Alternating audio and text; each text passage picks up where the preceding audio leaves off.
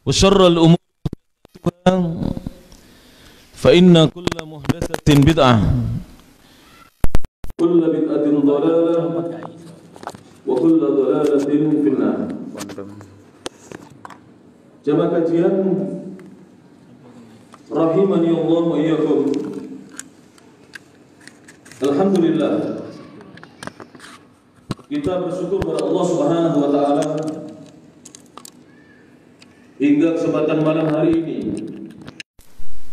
Allah taala senantiasa mengkaruniakan kepada kita nikmat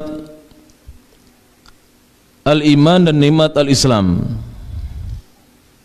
Yang kedua, nikmat ini merupakan nikmat yang sangat besar dan sangat agung yang diterima oleh seorang hamba dalam kehidupan dunia yang singkat ini. Lebih dari itu, kita juga bersyukur kehadirat Allah Ta'ala, bahwa Allah masih memberi karunia kita hidup, memberi kesempatan untuk kita beribadah, memberi karunia kesehatan, memberikan karunia rezeki berupa harta benda, keluarga, istri dan anak keturunan. Ini semuanya wajib untuk kita syukuri. Dan di antara bentuk perwujudan syukur kita kepada Allah Subhanahu wa taala adalah duduknya kita malam hari ini di Masjid Al-Imam Asy-Syafi'i rahimahullahu taala di Jalan R.A. Basuni nomor 19F Soko Mojokerto. Mudah-mudahan kehadiran kita di masjid, di rumah, di antara rumah Allah yang dimuliakan oleh Allah Subhanahu wa taala ini dicatat sebagai amal ibadah dan dicatat sebagai bentuk syukur kita kepada Allah Subhanahu wa taala. Amin ya rabbal alamin. Para jemaah yang dirahmati Allah Subhanahu wa taala, setelah kita menghatamkan kitab tauhid jilid yang kedua, maka pada kesempatan malam hari ini, malam Sabtu ini, kita akan memulai pembacaan kitab yang baru. Dan ini adalah kajian perdana. Kitabnya sebagaimana yang sudah diumumkan, ini kitabnya para jemaah, berjudul Kumpulan 88 Mutiara Faidah, di mana dalam kitab ini disusun oleh penyusun sabda-sabda Rasulullah sallallahu alaihi wasallam. Juga dicantumkan di dalamnya ucapan-ucapan para sahabat radhiyallahu anhum ajma'in. Dan tidak lupa dinukilkan di dalam kitab yang kecil ini ucapan dan perkataan para ulama Ahlus Sunnati wal Jamaah semenjak zamannya at-tabi'in hingga ulama-ulama yang hidup di zaman ini. Dan juga ada sedikit faedah yang sempat penyusun tulis dalam kitab ini, yang faedah itu didapatkan dari sebagian kiai dan ustadz kita, para dai Ahlus Sunnati wal Jamaah. Para jamaah yang dirahmati Allah Subhanahu wa taala, dan kitab ini adalah kitab edisi yang pertama. Jadi nanti akan juga diterbitkan edisi yang kedua insyaallah taala. Disusun oleh Gus Yus, dan kitab ini diterbitkan oleh penerbit Muslim Sunnah Press yang berkedudukan di kota Kediri, Jawa Timur, Indonesia. Langsung kita masuk para jemaah yang dirahmati Allah Subhanahu wa taala dalam pembahasan kitab ini. Beberapa waktu yang lalu, 1 bulan yang lalu, saya sempat memberikan hadiah beberapa jamaah kitab ini. Ada yang sudah dapat ya kemarin? Siapa yang sudah dapat para jamaah? Pak Andi, kemudian beberapa para jamaah sudah dapat juga. Bagi yang menginginkan kitab ini bisa berhubungan dengan panitia kajian di Masjid Al-Imam Asy-Syafi'i ini. Tapi langsung kita buka halaman 3. Di sini penulis kitab ini menyatakan dalam mukaddimahnya, pendahuluannya, Bismillahirrahmanirrahim. Dan para ulama ketika mereka menulis kitab-kitab mereka, mereka mencantumkan di awal kitab itu tulisan Al-Basmalah. Ini dalam rangka memohon pertolongan kepada Allah Subhanahu wa taala agar Allah memudahkan kita memahami agamanya. Maka di sini penyusun juga memulai kitab ini dengan Al-Basmalah, Bismillahirrahmanirrahim, dengan menyebut asma Allah yang Maha Pemurah lagi Maha Penyayang. Al-Muqaddimatu, pendahuluan. Penyusun mengatakan, Alhamdulillahi wahda, segala puji hanya milik Allah, Allah Ta'ala semata. Wassalatu wassalamu ala Rasulillah, salawat dan salam semoga senantiasa tercurahkan atas Rasulullah sallallahu alaihi wasallam. Dan di antara sunnah berjamaah, apabila kita mendengar nama beliau sallallahu alaihi wasallam disebut, maka ucapkan sallallahu alaihi wasallam. Karena ini termasuk adab kita terhadap baginda Rasulullah sallallahu alaihi wasallam. Maka seorang yang mengikuti sunnah, di antara yang disunnahkan dan disyariatkan adalah mengucapkan salam, salawat dan salam tatkala disebut nama Rasulullah sallallahu alaihi wasallam. Wa ala alihi, keluarga beliau dan keluarga beliau, wa sahbihi, dan para sahabatnya, wa man walah, dan siapa saja, siapapun yang mengikuti beliau sallallahu alaihi wasallam dan mengikuti para sahabatnya radhiyallahu anhum dengan baik. Jadi orang-orang beriman yang mengikuti jejaknya Rasulullah sallallahu alaihi wasallam termasuk yang didoakan mendapatkan salawat dan salam dari Allah Subhanahu wa taala. Penyusun mengatakan, buku ini berisi kumpulan sabda Rasulullah sallallahu alaihi wasallam. Jadi nanti di dalamnya, kalau kita membaca, di dalamnya terdapat sabda-sabda Rasulullah sallallahu alaihi wasallam. Ucapan sebagian sahabat radhiyallahu anhum. Jadi di dalamnya pula dicantumkan ucapan sebagian dari para sahabat radhiyallahu anhum. Kemudian perkataan sebagian tabi'in rahimahumullah.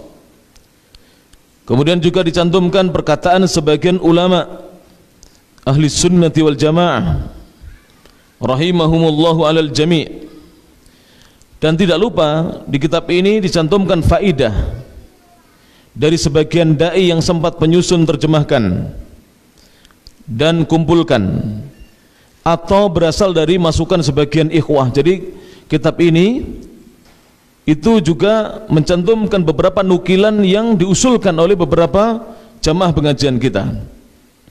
Semoga buku kumpulan faedah ini bermanfaat bagi kita semua, dan Allah Subhanahu wa taala memudahkan kita untuk mengamalkannya. Silakan nanti dipesan, bagus sekali di dalamnya para jamaah, karena tidak ada di sini pendapat manusia. Yang ada adalah faedah-faedah yang diambil dari Al-Quran dan Sunnah. Kemudian penulis menyatakan, tak ada gading yang tak retak, demikian pula dengan buku ini. Tentulah tidak akan lepas dari kekurangan. Penyusun berharap sudilah kiranya para pembaca menunjukkan kekurangan ataupun kesalahan di dalam buku ini. Wa sallallahu ala nabiyyillahi Muhammadin wa alihi wa sahbihi wa baraka wa sallam. Penyusun tertanda Gusius Abu Abdullah Muhammad Yusran Musaffa Al-Jawi. Kita langsung masuk kepada halaman yang berikutnya, yaitu halaman 5. Adapun halaman 4 hanya mencantumkan daftar isi secara ringkas. Kita langsung bacakan halaman yang kelima para jemaah yang dirahmati Allah Subhanahu wa taala. Pembahasan tentang sabda Rasulullah SAW. Ini ada beberapa hadis yang dicantumkan di halaman yang kelima, keenam dan selanjutnya. Kita baca satu persatu insyaallah taala faedah-faedahnya. sabda Rasulullah sallallahu alaihi wasallam. Yang pertama, judul pembahasannya adalah kiat selamat di saat fitnah. Jadi di akhir zaman ini Allah mentakdirkan kepada umat manusia bahwa Allah timbulkan fitnah. Allah kehendaki adanya fitnah di tengah-tengah manusia. Maka Rasulullah SAW memberikan solusi kepada kita. Bagaimana sikap seorang muslim dan muslimah, mukmin dan mukminah tatkala dia menghadapi fitnah-fitnah tersebut.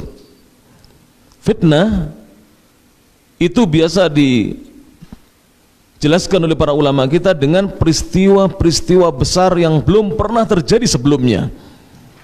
Yang peristiwa ini terjadi di zaman kita sekarang ini. Ini namanya fitnah. Dan Islam mengajarkan kepada kita agar kita bersikap dengan sikap yang benar ketika kita menghadapi fitnah yang tiba-tiba Allah takdirkan di tengah-tengah kita. Maka yang pertama, kiat selamat di saat fitnah. Disebutkan dalam hadis Nabi sallallahu alaihi wasallam, an Abi Musa al-Ash'ari radhiyallahu anhu, dari sahabat yang mulia Abu Musa al-Ash'ari radhiyallahu anhu. Mungkin ada yang tahu namanya. Siapa namanya Abu Musa al-Ash'ari para jamaah? Abu Musa al-Ash'ari nama beliau adalah Abdullah ibn Qais. Abdullah bin Qais radhiyallahu anhu. Dari sahabat yang mulia Abu Musa al-Ash'ari radhiyallahu anhu, beliau berkata, anna Rasulullah sallallahu alaihi wasallam, sesungguhnya Rasulullah sallallahu alaihi wasallam qol, beliau bersabda. Kita simak bersama hadis Nabi sallallahu alaihi wasallam. Kata Nabi, salamatur rajuli fil fitnati, salamatur rajuli, keselamatan seseorang di masa fitnah, di kala fitnah itu datang, adalah an yalzama baitahu, adalah dengan orang tersebut tetap berada di rumahnya.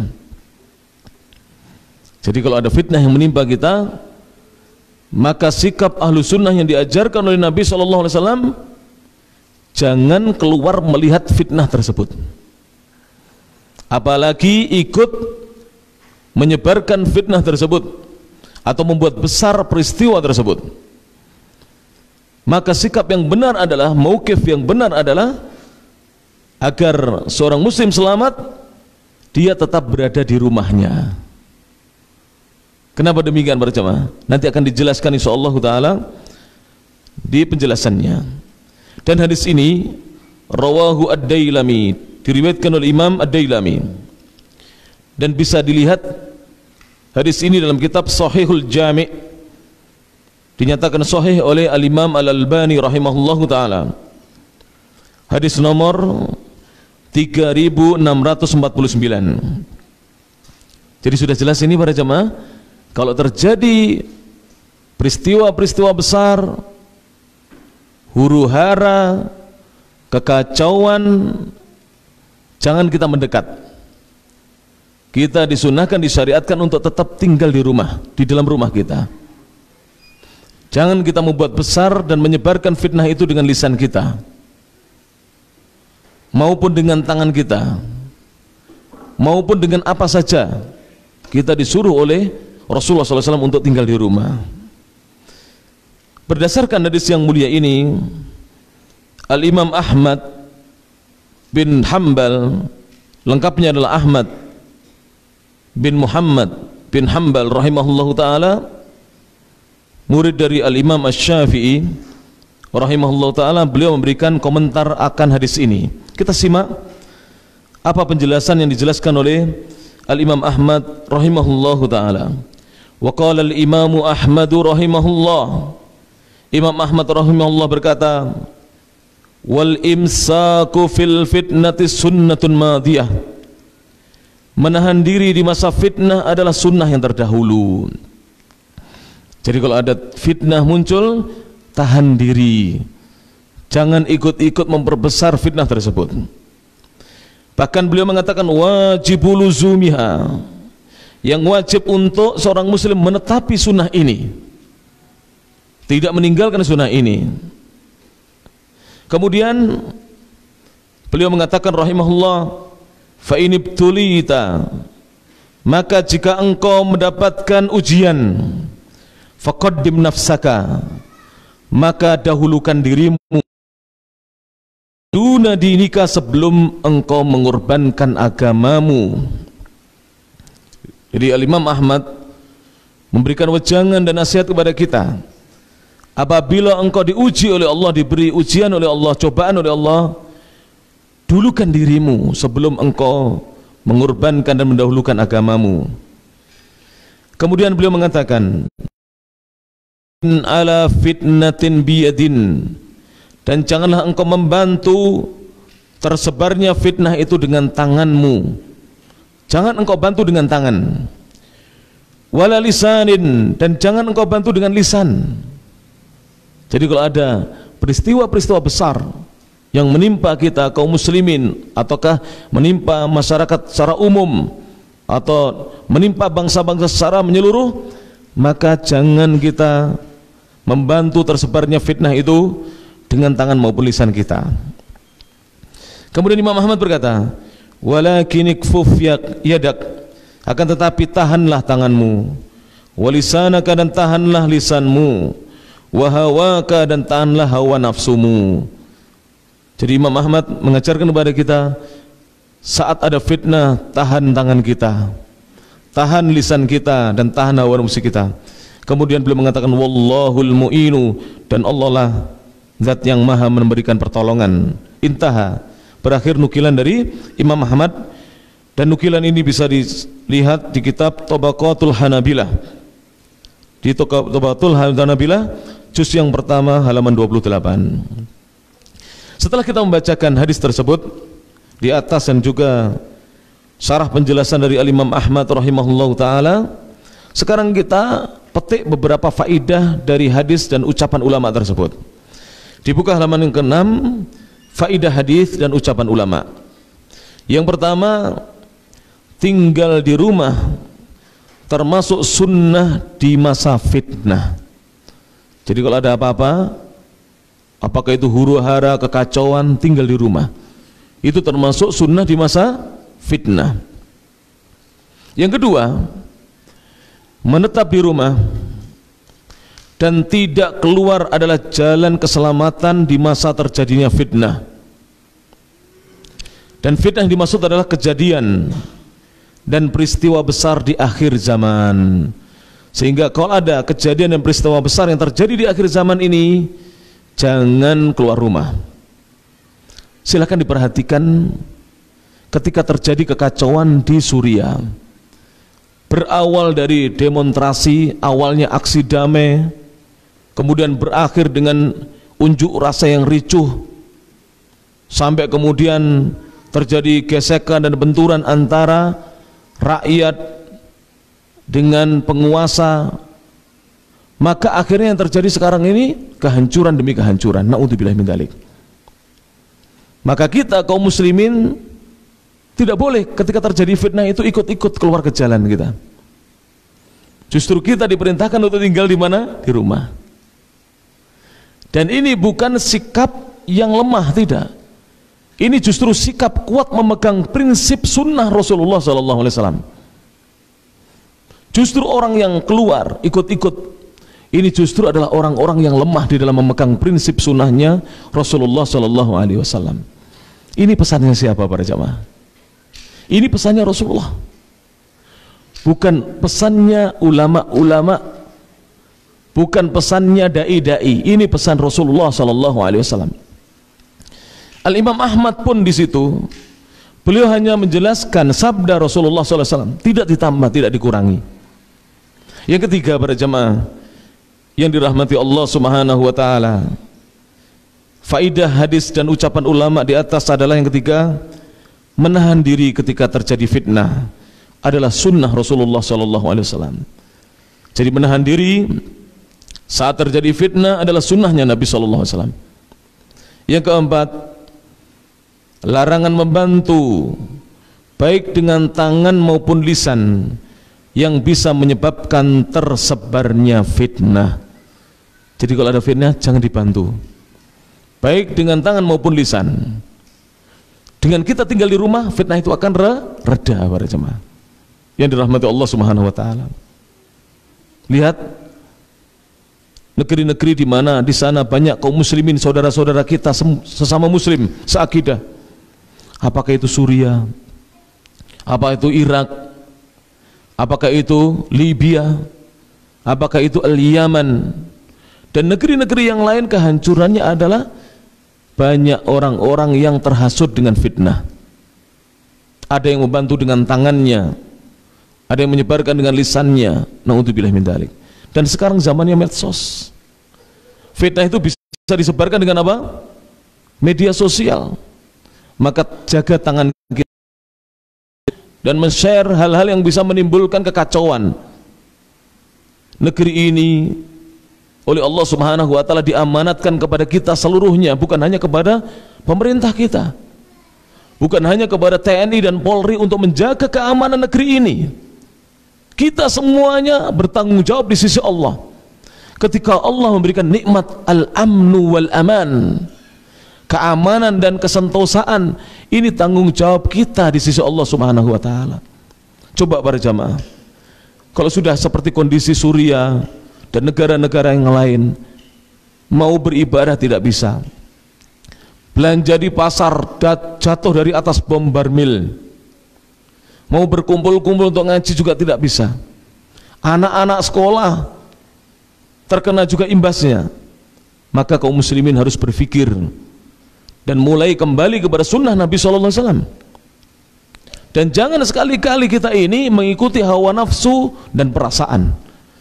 Kalau dalam beragama ini bukan dengan perasaan, dan beragama juga bukan dengan sekedar hawa nafsu kita yang kita perturutkan, maupun akal kita yang terbatas kemampuan memahaminya. Tapi kita kembali kepada sunnah Nabi SAW. Dan alhamdulillah kaum muslimin ini, alhamdulillah mereka mengikuti sunnah Rasulullah SAW secara umum ya. Saya bicara kaum muslimin secara umum, alhamdulillah. Dan ini tentu membantu tugasnya pemerintah kita, khususnya bapak-bapak dari TNI dan Polri, yang itu merupakan tugas mereka untuk menjaga kedaulatan negara kita. Alhamdulillah kaum muslimin adalah hamba-hamba Allah yang senantiasa semangat menegakkan sunnah Nabi SAW. Maka ingat ini para jamaah, kalau nanti terjadi apa-apa di luar, jangan kita keluar, jangan ikut-ikut, jangan membantu. Biar fitnah itu reda, biar fitnah itu reda para jamaah. Sekarang saya baca di medsos, ya Allah, ada Facebook yang setiap hari pekerjaannya mencari-cari kesalahan pemimpinnya. Na'udzubillah min dzalik. Ada WA yang setiap hari isinya share-sharean menghina maki presidennya. Na'udzubillah min dzalik. Ini orang-orang yang kurang bersyukur kepada Allah Subhanahu wa taala. Alhamdulillah kita bisa makan kenyang, dan yang hadir di sini saya lihat tidak ada yang kurus, alhamdulillah ya. Tidak ada yang seperti orang Ethiopia, alhamdulillah. Bahkan ini banyak yang badannya seperti saya, kebanyakan makan banyak ini. Yang ketawanya keras ini kebanyakan makan semuanya, alhamdulillah. Nikmat dari Allah Subhanahu wa taala. Adapun kekurangan pemimpin kita, hendaknya kita muhasabah diri sendiri masing-masing. Tidaklah Allah Subhanahu wa ta'ala mentakdirkan seorang pemimpin kecuali itu adalah gambaran masyarakat dan rakyatnya. Gambaran masyarakat dan rakyatnya.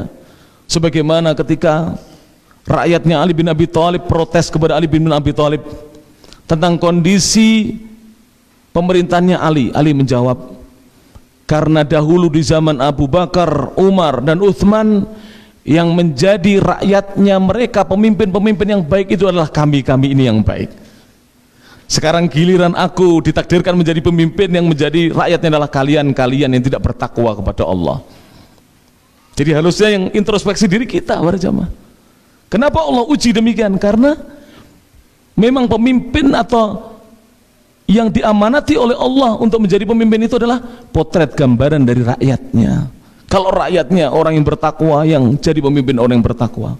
Kalau rakyatnya Orang-orang yang kurang bertakwa yang jadi pemimpin juga orang-orang yang kurang bertakwa. Maka dari itu sunnah ini sunnah yang indah. Asal kita mau memahami dengan hati, dengan qalbun salim, bukan dengan perasaan ya, bukan dengan perasaan. Taib. Yang kedua, para jamaah yang rahmati Allah Subhanahu wa taala. Kita selesai dari pembahasan yang pertama tentang kiat selamat di saat fitnah. Apa kiatnya? Tetap tinggal di dalam rumah dan tidak membantu tersebarnya fitnah baik dengan tangan maupun lisan kita. Yang kedua, di sini penulis menukil wasiat sahabat, di mana di sini disebutkan hadis dari sahabat Anas bin Malik radhiyallahu anhu. An Anasin, dari Anas radhiyallahu anhu, dan nama lengkapnya adalah Anas bin Malik radhiyallahu anhu. Qala, beliau berkata, kata Anas, nahana kubarauna, nahana, telah melarang kami, telah mencegah kami, kubarauna, tokoh-tokoh kami, pembesar-pembesar kami, min ashabi Rasulillah sallallahu alaihi wasallam, dari kalangan sahabat-sahabat Rasulullah sallallahu alaihi wasallam. Qalu, mereka para sahabat berkata kepada kami, karena Anas ini termasuk sahabat kecil. Ketika itu tokoh-tokoh sahabat menyampaikan sebuah hadis kepada Anas dan sahabat-sahabat yang masih kecil waktu itu. Apa yang disampaikan oleh mereka para tokoh?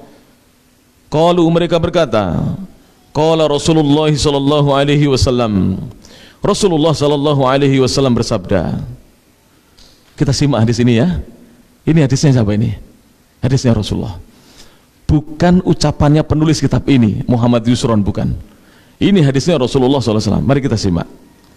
Beliau mengatakan, kata Rasulullah, la tasubbu umara'akum, janganlah kalian mencaci maki, mencela pemimpin-pemimpin kalian, umar-umar kalian. Sekarang banyak atau banyak para jemaah?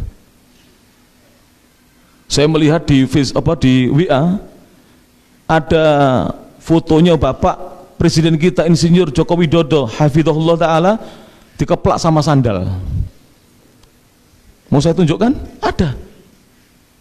Yang ngirim itu orang Islam, ya Allah. Orang Islam tidak mengerti adab terhadap pemimpinnya. Dia memimpin keluarganya saja tidak becus, apalagi memimpin satu negara. Dan tidak,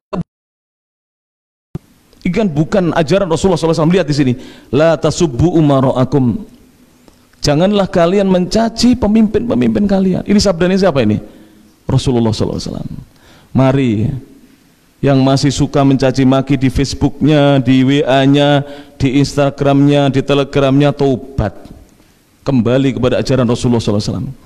Jangan ikuti hawa nafsu, dan jangan ikuti dai-dai yang suka, naudzubillah min dzalik, mencaci maki pemimpinnya. Jangan ikuti mereka. Mereka bukan dai-dai yang ikhlas. Kalau dai-dai yang ikhlas pasti ikut sunnah Rasulullah SAW, karena dia memperbaiki, bukan mencaci maki. Perhatikan nanti, apapun alasannya mencaci dilarang. Adapun menegakkan al-amru bil ma'ruf wan nahyu 'anil munkar, ini wajib. Tapi ada kaidah-kaidah yang harus dihormati, batasan-batasan yang harus dijaga di dalam kita menegakkan amar ma'ruf nahi munkar. Mohon maaf para jamaah, kalau saya khutbah di sini atau ceramah di sini, kemudian saya caci maki ketua yayasan Imam Syafi'i atau tak, ketua yayasannya minimal yang ngamuk, saya caci maki, ini ketua yayasan nggak bener ini, masa ketua yayasan nggak pernah nongol di masjid ngaji misalnya begitu, pasti marah dia para jemaah. Tapi kalau saya tegakkan amar ma'ruf nahi munkar, saya sampaikan hadis pentingnya menuntut ilmu, jangan hanya jamaah disuruh ngaji, tapi panitia pengajian harus ikut ngaji, pengurus masjid harus ikut apa? Ngaji, dan seterusnya. Sekarang mohon maaf ya, orang itu kalau sudah jadi pengurus biasanya malas ngaji. Sebelum jadi pengurus rajin ngaji, tibanya ingin jadi pengurus ya.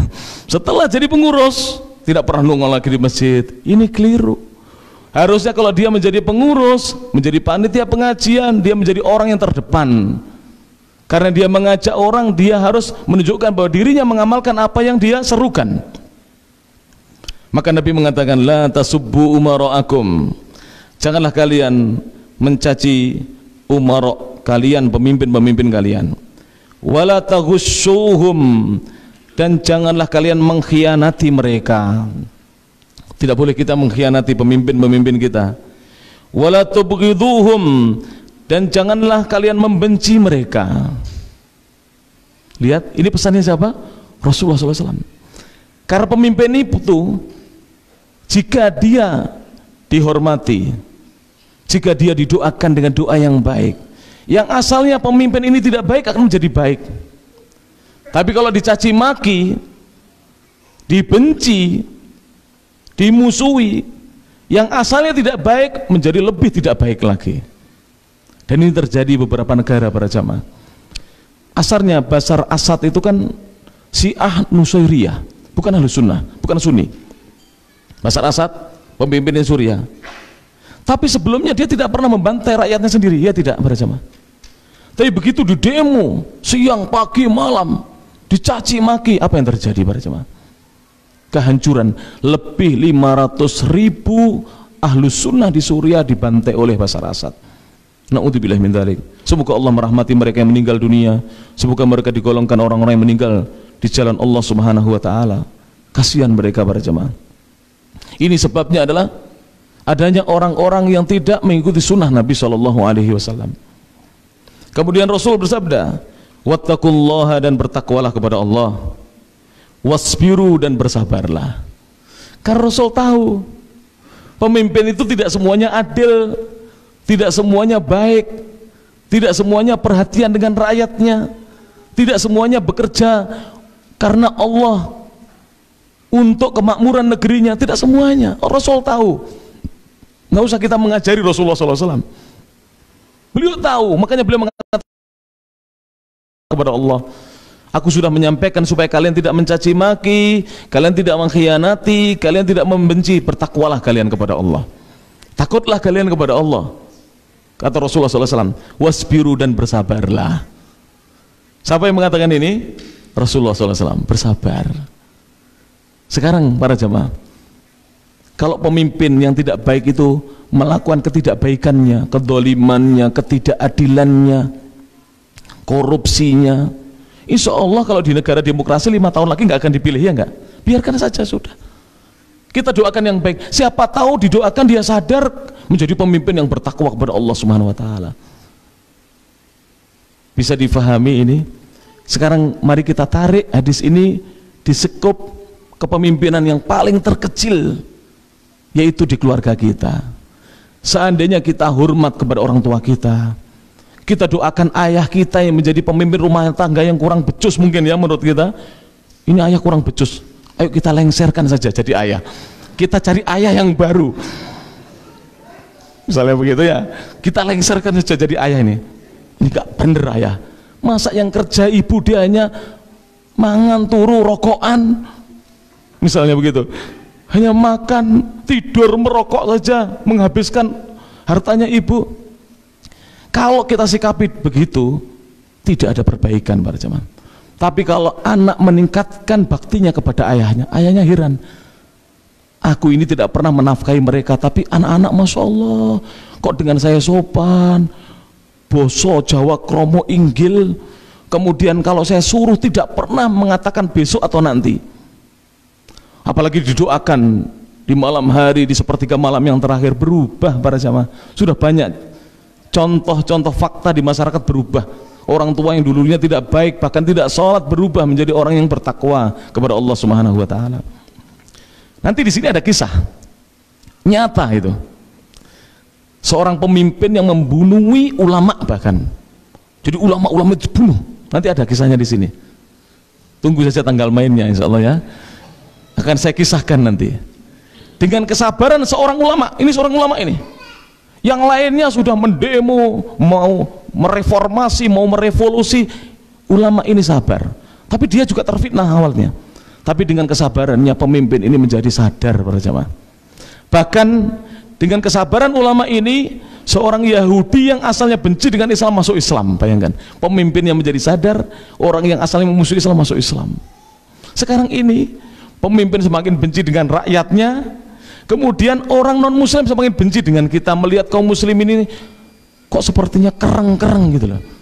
Jangan para jamaah ya, panjenengan jenggotnya panjang-panjang, mbok yang senyum gitu loh, ojo merengut metutut jangan kereng-kereng lah ya, yang banyak senyum, yang ya perbedaan pendapat hal yang lumrah biasa, nggak usah kita ini kenapa begitu, ini bukan, nggak usah, sudah. Kalau ingin menyampaikan kebenaran, sampaikan kebenaran, sudah. Adapun dia mau menerima tidak, bukan urusan kita. Sebagian dari ikhwan kita kadang-kadang mensikapi salah, tetangganya nggak ngerti apa-apa, dia hanya mengikuti kebiasaan di masyarakat, disikapi tidak mau mengucapkan salam, kalau disalami disapa juga tidak senyum. Ini tidak membawa efek yang positif, justru efeknya negatif, dan banyak terjadi hal yang demikian ini di masyarakat. Maka perhatikan ini sabda Rasulullah SAW. Kemudian Rasulullah mengatakan, fa innal amra qaribun, ketahuilah sungguhnya perkara itu dekat. Hadis ini rawahu Ibnu Abi Asim fi Sunnah, diriwayatkan oleh Al-Imam Ibnu Abi Asim dalam kitabnya As-Sunnah, wal Baihaqi fi Syu'abil Iman, dan juga Imam Al-Baihaqi dalam kitab Syu'abul Iman, wal Asbahani fil Hujjati fi Bayanil Mahajjah, dalam kitabnya Al-Hujjah fi Bayanil Mahajjah, wa sanaduhu hasanun, dan sanadnya hasan. Wa qala Al-Albani, dan Imam Al-Albani berkata, isnaduhu jayyidun, sanadnya jayyid, bagus. Wa rijaluhu thiqatun, dan para perawinya thiqah, terpercaya. Wa fi ba'dihim kalamun la yadur, dan ada pembicaraan terhadap sebagian perawi terhadap mereka, namun pembicaraan itu tidak membahayakan bagi mereka, tidak mengapa. Faidah hadis tersebut, yang pertama, larangan mencaci, mengkhianati dan membenci para umarok, para pemimpin. Yang kedua, wajibnya bertakwa dan bersabar terhadap pemimpin. Jadi kewajiban rakyat apa? Mendemo? Bukan. Revolusi? Tidak. Ini semuanya bukan dari Islam, tidak ada dari Islam, tidak ada hadisnya. Saya sudah mereteli satu-satu hadis yang dijadikan dalil demonstrasi, saya preteli satu persatu. Kebetulan saya diajak debat orang, dia menyebutkan hadis-hadis mencaci maki pemerintah itu boleh, mendemo pemerintah itu boleh, mengumbar aibnya pemerintah di mimbar-mimbar itu boleh. Saya preteli satu persatu, tolong sebutkan contohnya, saya bilang gitu. Hadis ini difahami demikian oleh ulama, demikian dan demikian. Jadi tidak ada dalilnya para jamaah. Yang ada dalilnya adalah wajibnya kita bertakwa dan bersabar. Sebab kalau kita bersabar, Allah akan menjadikan negeri ini baik. Mana dalilnya? Ada yang tahu? Kalau kita bertakwa, Allah akan menjadikan negeri ini baik. Segala problem itu selesai dengan ketakwaan. Mana dalilnya para jemaah? Surat At-Tolak ayat 2 dan 3 yang sering saya baca di sini, dan saya yakin para ustadz sering membacakan di sini. Wa may yattaqillaha yaj'al lahu makhraja. Barang siapa bertakwa kepada Allah, Allah akan jadikan untuknya jalan keluar. Semua problem diselesaikan oleh Allah Subhanahu wa taala.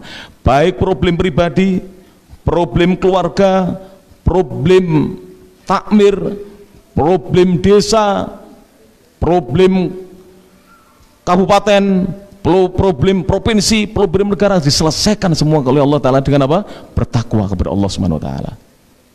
Sekarang itu saya aneh, saya nggak bisa mikir, negara ini diurus oleh bukan satu orang, tapi yang dicaci maki Pak Jokowi, kan aneh, iya enggak?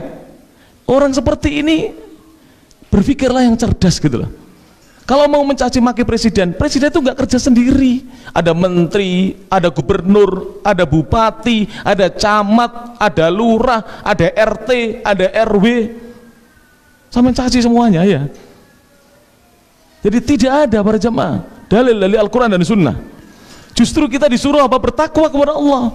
Wa may yattaqillaha, barang siapa bertakwa kepada Allah, yaj'al lahu makhraja, Allah akan jadikan jalan keluar untuknya. Saya mau bertanya sekarang, yang suka mencaci maki pemimpin, tadi sudah baca Quran atau belum? Pertanyaan yang gampang aja. Tadi pagi sudah sholat duha atau belum?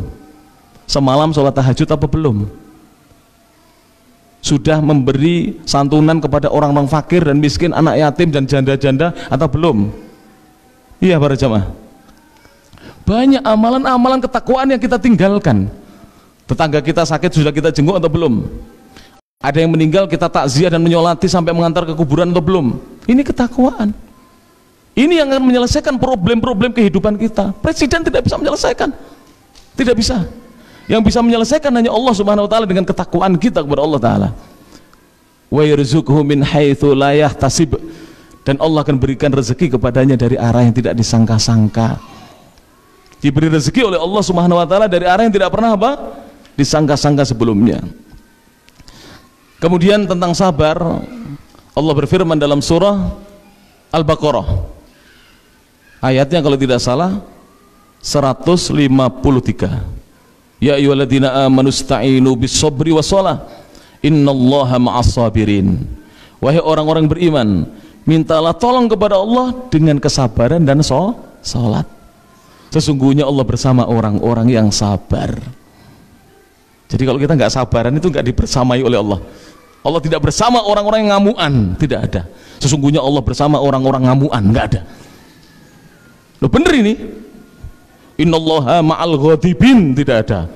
Sesungguhnya Allah bersama orang-orang yang ngamuan, tidak ada. Saya mencari ayatnya, kalau dapat saya kasih hadiah. Tapi innallaha ma'as sabirin banyak. Sungguhnya Allah bersama orang-orang yang sabar. Insya Allah beberapa jamaah ada yang mungkin marah dengan saya, Ustadz saya itu pendukung demo sampai antem ini gini. Ya sudah, nggak apa-apa.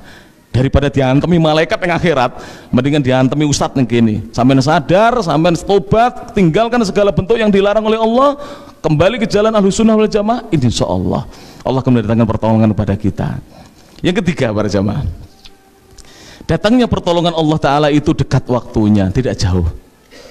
Ini mohon maaf ya, adanya kita tunda nggak apa-apa. Sholat isya ini ada rukhsah supaya tidak terputus pengajian kita, insya Allah ya. Jadi datangnya pertolongan Allah itu dekat waktunya. Saya tambahkan satu pembahasan supaya witir atau ganjil. Innallaha witrun yuhibbul witra. Sungguhnya Allah itu esa dan menyukai sesuatu yang ganjil. Yang ketiga, pembahasan tentang demam dan wabah. Ada kaitannya enggak dengan sekarang? Ada. Tentang demam dan wabah. Kita baca hadisnya. An Abi Asibin, dari Abu Asib, maula Rasulullah sallallahu alaihi wasallam, maulanya Rasulullah sallallahu alaihi wasallam. Tahu maula?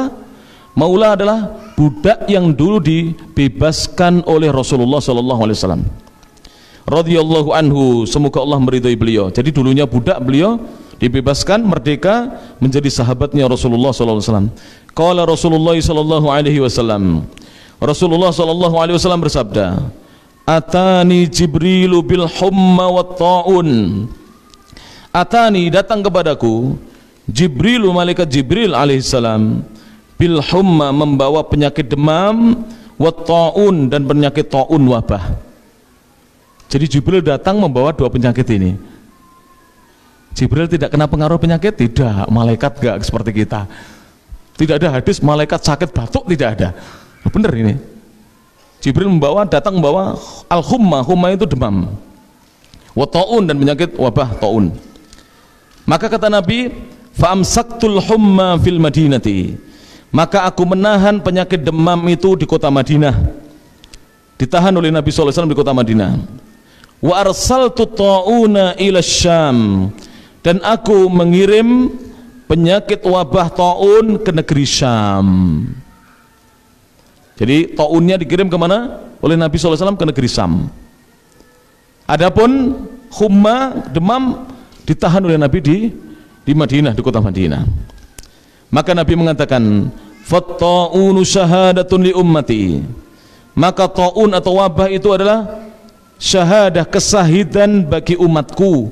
Jadi kalau ada umatnya Rasulullah kena wabah, meninggalnya syahid, mendapatkan pahala seperti orang yang berperang di jalan Allah Subhanahu wa taala. Barusan beberapa waktu yang lalu, seorang dokter spesialis bedah ya di Kediri, Dr. Mahmud, terkenal kebaikannya, rahimahullah, semoga Allah merahmati beliau, meninggal dunia akibat apa? Penyakit wabah. Demikian juga seorang letkol angkatan laut ya, letkol siapa namanya? Itu terkenal, viral barusan ya. Masya Allah beliau letkol angkatan laut tapi belajar bahasa Arab, belajar agama sampai lulus S1 agama syariah, fakultas syariah. Beliau ini juga meninggal karena taun rahimahullah.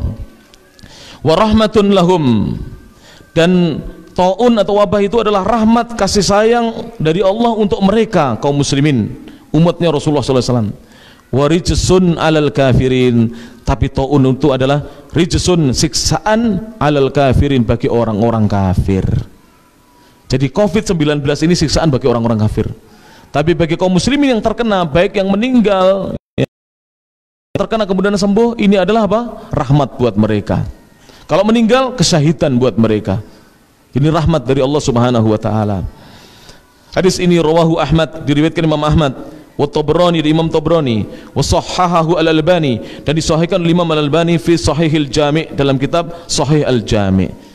Apa faedah hadisnya para jamaah? Kita baca. Yang pertama, umat Islam yang tertimpa taun atau wabah, maka jika meninggal akan mendapatkan pahala syahid dan disegerakan untuk mendapatkan rahmat Allah Ta'ala. Jadi di kuburnya langsung mendapatkan rahmat dari Allah Subhanahu Wa Ta'ala. Yang kedua, taun merupakan azab, siksaan bagi orang-orang kafir. Jadi taun itu merupakan siksaan bagi orang-orang kafir. Yang ketiga, Nabi SAW diberi pilihan, maka beliau lebih memilih demam. Kenapa lebih memilih demam, penyakit demam? Disebabkan jumlah dan bekal para sahabat ketika itu masih sedikit, dan juga sedikit yang meninggal disebabkan demam. Sangat jarang orang meninggal karena apa? Demam, sedikit sekali. Kemudian berbeda dengan wabah taun yang bisa menyebar, yang bisa tersebar dan membinasakan dalam waktu yang cepat, maka beliau mengirimnya ke negeri Syam, sebab di sana banyak orang-orang kafir, sehingga wabah itu menjadi siksaan bagi mereka. Maka para jamaah, mudah-mudahan ya Allah Subhanahu wa taala menjadikan yang meninggal karena taun atau wabah COVID-19 ini dijadikan orang-orang yang mati syahid di jalan Allah Subhanahu wa taala. Dan semoga yang sekarang diuji dengan sakit, mudah-mudahan Allah memberikan kesembuhan kepada mereka. Itu adalah rahmat bagi yang sakit, karena sakit itu menghapuskan dosa-dosanya.